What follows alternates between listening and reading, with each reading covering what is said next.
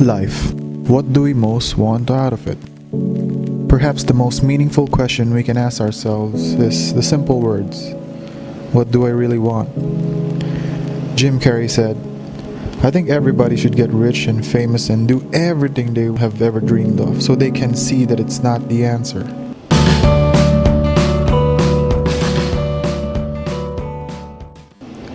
For a lot of people, this may be their end goal in life. Why else would we be starving for attention with apps that glamorizes our simple everyday life, that promotes vanity and look at me function? Well, that's not me, buddy. I'm better than that. Alright, sure. Let's say you don't care for fame, and money isn't an issue anymore. There's always something that you want. Maybe the rarest of cars, or your dream girl. Others long for respect, to belong, or the quest of power. Life is what you make out of it. Flashing back to my college days, I wasn't sure of my future. Girls, booze, and having fun was the top priority in life, and I didn't give a damn. But deep down, something was missing. No matter how much I got drunk, I could never fill my fulfillment with the bottles that kept emptying me. And it wasn't until recently that I found my answers. Gratitude. It was as simple as that. All anxiety, regrets, depression, anger, fear, self-pity, inferiority, superiority dissipated when I embraced gratitude. I released all the burden I've been carrying all these years with one simple virtue. I became thankful of the rain, how it felt as it gently caressed my face after letting go of control, or how the wind felt as I drove down with my windows open. So what changed? I installed new software, to put it simply. I deleted the 3 biggest viruses we all have in our operating system. I call it the 3 pillars of unhappiness, or 3 C's to remember it better: criticizing, complaining, and comparing. Then I installed some new updates along the way: acceptance and letting go. I tell you, it feels great when I first got it. And I mean really got it. Right now, you may be learning the values, but it hasn't been installed yet. You just downloaded the information. Once you internalize it, what I'm really saying, and implement it day in, day out, that's when you can really say, I actually get it now. It's like thousands of mini jolts streaming inside your body, pouring internally like a wave of honey. But then I realized that I don't have to hold on to it, because you might burst. So it ripples within, and all I can see is beauty. And in most cases, love. But getting back on track, let's talk about the first C, criticizing. I used to criticize my situations a lot. My mind would trick me even when I'm happy. Yes, this is good, but self-sabotaging the happiness I can get with the little things. I was literally robbing myself of happiness. So I had to stop criticizing or downplaying things in my life. And the moment I did, it opened up the gateway of gratitude. An example I always did was when I actually was having fun, someone asked me, "Are you having fun?" I'd answer, "It's alright, the food's a bit bland." So heads up, avoid doing this. The next one is complaining. Oh, how I love to complain. It's too hot, it's too cold, I need more muscles, I'm getting fat, I'm tired, this is stupid. Complaining every time is like asking to be somewhere or someone you are not. Can you imagine the dilemma I was putting in my head and heart? I was inflicting internal conflict. Some people go to extremes that they can't live being themselves anymore. There's always something to complain about if you don't get this out of your programming.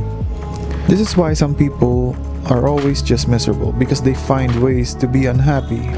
Oh, I'm in perfect shape now and my finances are in order. What about your love life? Oh wait, right, you don't have one. Bingo, instantly all that financial peace and healthy body doesn't mean anything, because you focus on the thing you are lacking. Do you think the T-Rex complained that he can't play the guitar because he has short arms? No, he just focused on who he is, an alpha predator. So he moved on and got a ukulele. The last C is comparing. Oh, how we love to compare ourselves to others. It's so unfair. John Doe is tall, captain of the football team, and smart at the same time. You know what quickly shuts down happiness? Comparing yourself to other people. We don't know everyone's personal story. Behind every Elon Musk is a story of failed marriages and 20-hour workdays with no social life. Behind every carefree surfer is a financial burden slowly building up. We envy what other people have even when sometimes the same people envy us for living the lives we live. Louis C.K. said, "The only time you look in your neighbor's bowl is to make sure that they have enough. You don't look in your neighbor's bowl just to see if you have as much as them." Do yourself a favor and stop comparing. Your road and story is your own mountain. No one walks the exact same trail in this life. Which leads us to the ultimate mastery, acceptance and letting go. Acceptance is not defeat. Acceptance is not inaction. Acceptance is the greatest action because you are not forming any resistance. There's only the event and you. Once you accept life as happening to you and not against you, nothing really gets to you anymore. Because in order for conflict to grow, it needs attention. Whatever you focus on grows. So how can unhappiness thrive if you fail to tread on it? Misery just ceases to exist. You mean I can be free from unhappiness? Yeah, pretty much. You will notice that acceptance will bring you peace. Happiness disappears, but inner peace? Man, that's something you can't put a price on. The last topic will be letting go. This might be the simplest yet hardest thing to do. Letting go of anything that produces unwanted or unneeded suffering is the final step in life. This is why death is the stripping away of everything that is not needed in the next life, or the end, whatever your beliefs are. Eckhart Tolle said, "The secret to living is dying before you die. Then you will realize that there is no death." This may not make sense to you right now, but later when the time is right, the fruit will bloom and you will know what is being said. A lot of people are afraid of death. It scares them to the core, to let go of who they thought they are. Attachment to money, perhaps the hunger of power, for some even loved ones, are the source of human suffering. Our attachment to this world is like a chain that binds a prisoner. The stronger you hold on, the more painful it will be to let go. So the secret is casting your fears aside and watch how light and gentle it really is. When you finally absorb this wisdom and apply it, you will know it for yourself. You will know that letting go is dying before your body dies, only to be resurrected with an endless source of freedom. We build our boats on one side of the shore. Some build theirs with greed, hate, and fear, and they wonder why they keep drowning. Others fill their boat with friends, fulfillment, and family.